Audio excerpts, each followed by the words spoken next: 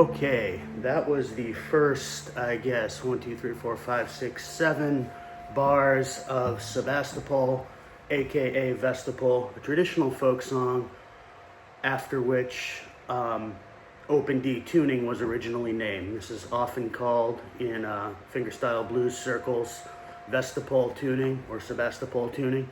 This song itself is a very simple arrangement of an early folk song that has alternately been called Vestapol, Sevastopol, Siege of Sevastopol. It has a lot of different names. There are a lot of different arrangements. This, as near as I can tell, is the original Henry Worral arrangement that entered American consciousness and popularized this tuning. We have done an episode of this alternate tuning Tuesday before where we looked at open D or Vestapol tuning. I'm going to go a little more in depth, and I'm going to kind of use this as an opportunity to tell you how I think about a new tuning and what we actually use to understand how to apply a tuning. So, quick review of what open D is and what open D means. This low string is a D. This next string is an A. That does not change from standard tuning. This string is a D, which does not change from standard tuning, but these two Ds, they're an octave apart, which is pretty cool when you get into some of the alternating thumb bass fingerstyle blues. That's something that this tuning shares with drop D, which we don't want to confuse it with because those both have a D string and a D string separated by one string and an octave apart. Here we have an F sharp, which is, of course, the third of the D major scale. Here we have another A, so we have two A's, also an octave apart. That can be useful. Here we have another D, so we have D, D, D. We have a range of Ds available to us, which is pretty cool. So let's talk about what this means in terms of the scale and intervals. We have a D major scale, as we should know, goes D, E, F sharp, G, A, B, C sharp, D. So what do we actually have here on the strings? We've got the 1, we've got the 5, got the 1 again, got the 3, 5, 1. So we have a major triad on the open strings, which is of course what an open tuning is. We have a triad on the strings, which is what an open tuning is. There is such a thing as D minor, open D minor tuning, in which case you have a minor triad, so the open strings make a minor chord. In this case, they make a D major chord. We have those intervals on the open strings, which is pretty cool. There is nothing that is not part of a D major chord here. So let's look at variants of chords that we have in this tuning. If we want to get to my reference here is Roots and Blues Fingerstyle Guitar Explorations, published by Acoustic Guitar and written by Steve James. So, if we want to form a G major chord,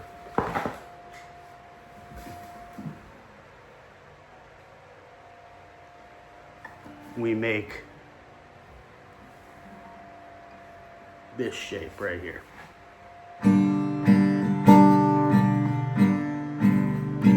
That's our 4 chord. Our 5 chord, the A, is a very similar shape We're on the second string of the low D. I'm sorry, the second fret of the low D, first fret of the fourth string here.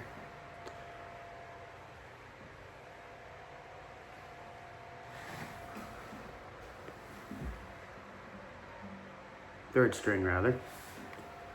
Okay, here we go. So this is our A7.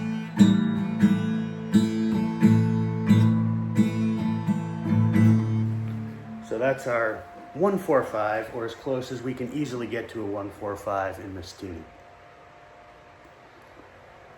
Now let's look at this particular tune. First, I'm going to prep you by going over where some of our notes are and what they're doing as intervals. So let's look at a D string and an A string as examples here. So on this high D string, got our D sharp, our E, our F sharp,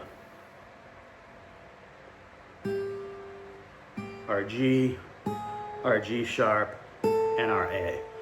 Which of those notes are in the D major scale? Well, we got an E,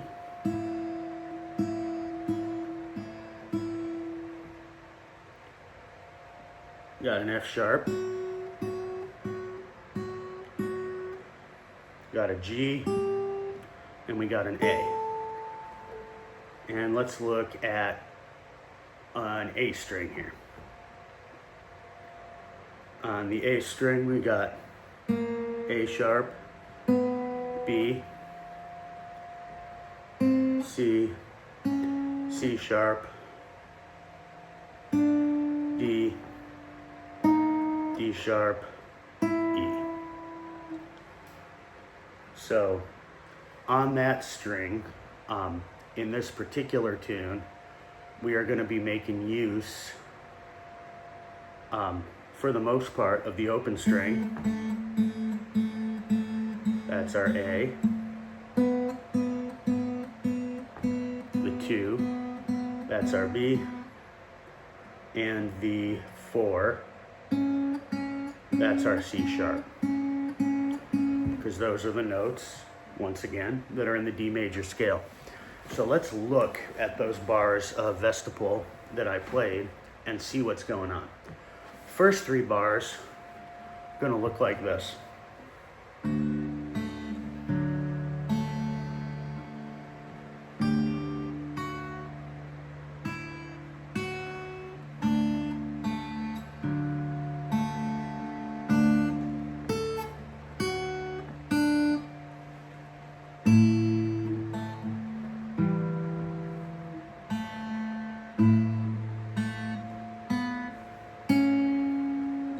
That was super slow because I wanted you to see what's going on.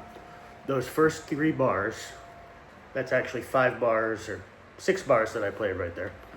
So the first 3 are representative of our D chord, our D triad. They look like this.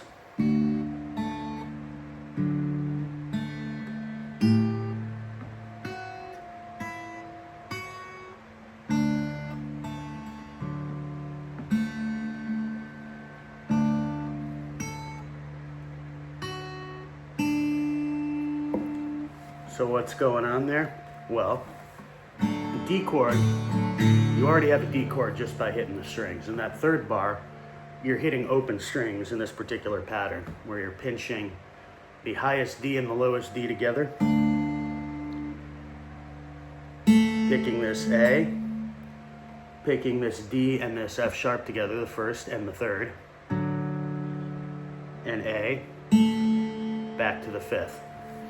So it goes 1 1 5 1 3 5. What about this other figure that looks like that? What about the 1st bar? Well, the 1st bar, we start out on the 4th fret of this low D. So we have 1st and the 3rd, 5th, 1st and 3rd, 5th. So again, we're just playing with that D major triad. There's no significant variation there. There's a couple other bars where we have the second bar. It goes like this.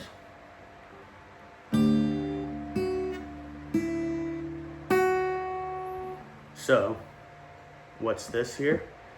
This is our G, which is the 4.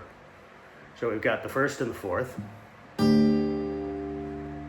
Drop down here to 4, which is F sharp. We know that's our third. So 1, 4, 3. Drop down here to E, which is the second. If it was a chord, it would be a minor chord, but it's just an E note. And we come back up here to our fifth.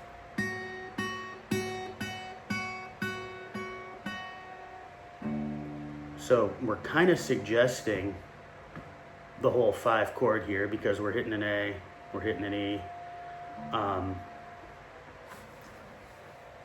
And the other figure that comes out in those first 4 bars is this. So high D, low D, so just the 1.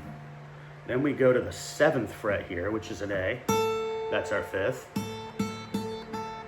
Then we drop back down to the 4th fret, which is our F sharp, our 3rd. And then we hit open, our 1. So 1, 1, 5, 3, 1. So this entire set of 4 bars, let's play through it again.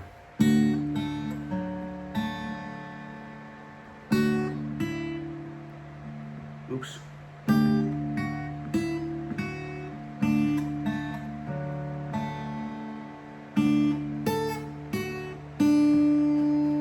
That is pretty much all tones that are in or compatible with the D major chord. Our next two bars are our repeating A motif. This sounds pretty cool. So what's going on here? We're on the 2nd fret of our low D string, which is an E, which is part of the A major triad.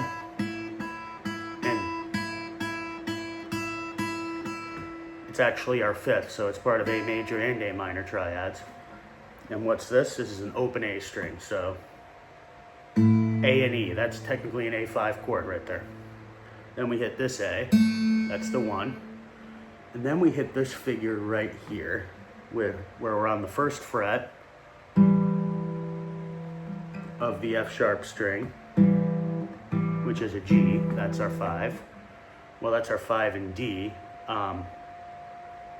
Still part of the major scale, but not really part of the A triad. And we're on E here on the D string. Now, if you remember, our A chord, our A7 chord that we talked about, includes those.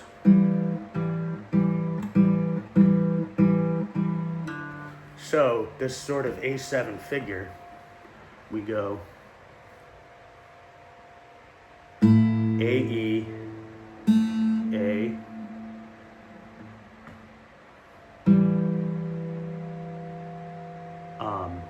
G, and E.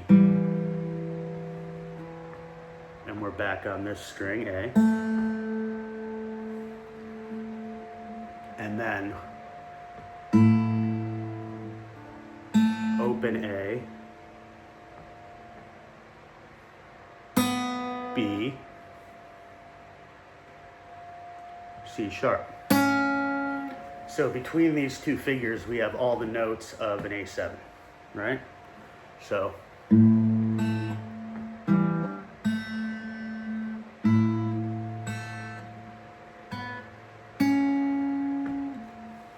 that's our entire A figure of 2 bars.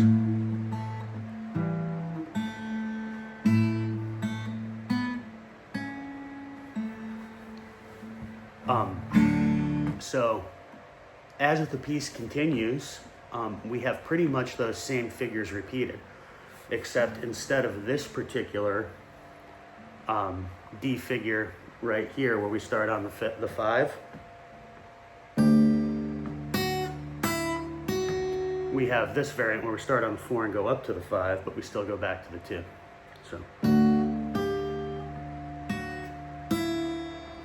So a reversal of the same basic notes. Every other figure repeats except for this variant of the D figure right here, where instead of going 4,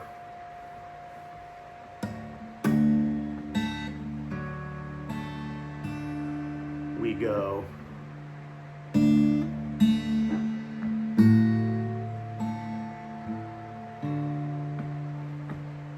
so that's a little different, but otherwise it repeats.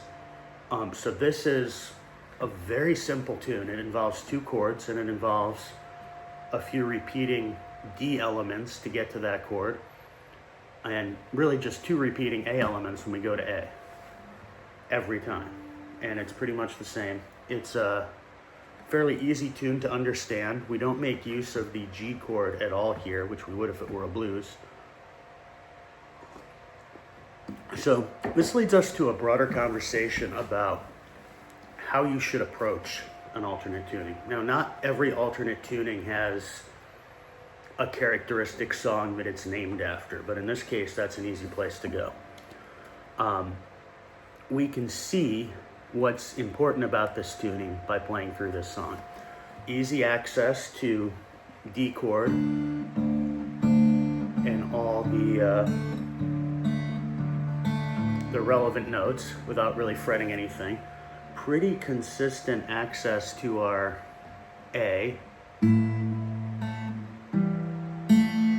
mean, you can fret that chord shape and not have to move your fingers at all over the course of that figure. And you don't have to move your fingers much when we get to this. Oops, wrong note. It can be very valuable to sort of graph out what every note is in the song, where it falls on the fretboard, and what notes those are, and what intervals those are. There is not a single note in this song that isn't a significant interval in the D major scale.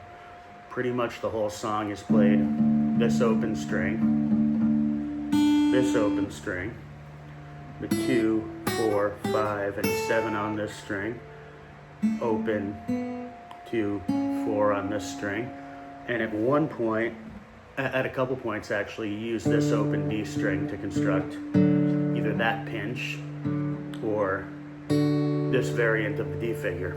That's it. There's no other note anywhere in this song that isn't expressed in those places. Oh, and the open A string. But I think there's a total of 5 actual notes, some of which are played in 3 different places, but 5 actual named notes, like D is played here, D is played here, D is played here, but it's all D. A is played in a few places, and granted those notes are an octave apart, or 2 octaves apart in some cases, but they're still the same note. And if you did an inversion, well, this doesn't sound that much different from that. I mean, that's 1-1 in both cases.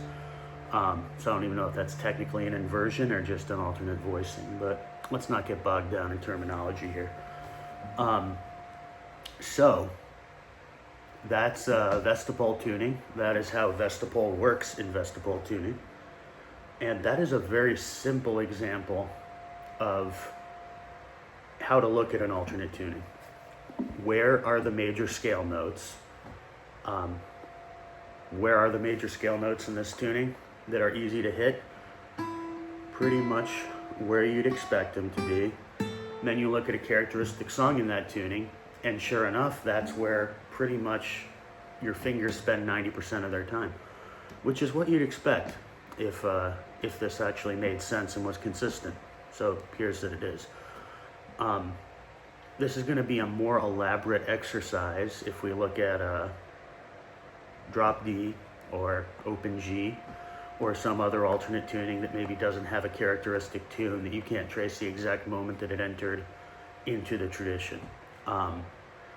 But this is a valuable exercise for cementing our knowledge of scales. This is a valuable exercise for cementing our knowledge of the tuning. And it's how I would recommend you approach a new tuning. You might not have a characteristic song, but you have a song that's usually played in that tuning. Well, look it up. See what the 1-4-5 chord voicings look like. See if the fingerings in a fingerstyle piece look a lot like those voicings, which I promise you they almost always will.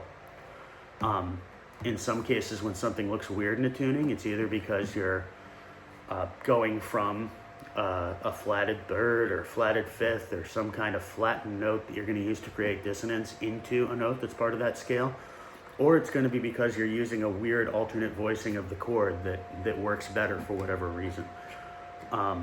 We can explore that more later.